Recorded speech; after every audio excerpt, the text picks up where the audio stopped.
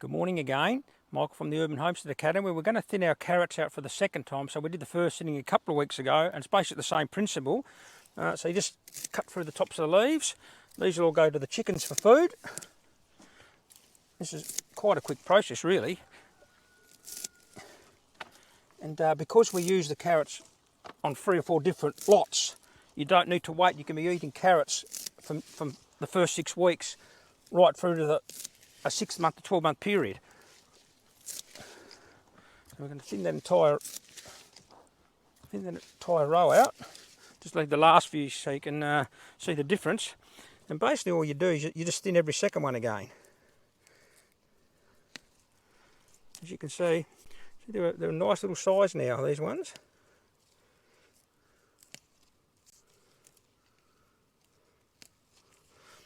And see, what you want now is just you want just about 10 millimetres left between each carrot, and then these ones will grow out again.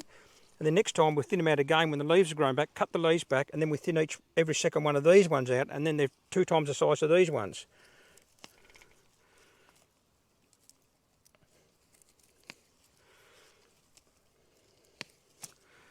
Yeah, so as you can see, that's the first thinnings.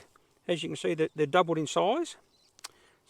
So next time, for the third time, you do the same process, chop these ones back, thin every second one out, and then you can actually do the same process 2 or 3 more times. So you can have 4, 5, 6 picks of these carrots. So that's how we do our carrots. Have a great day.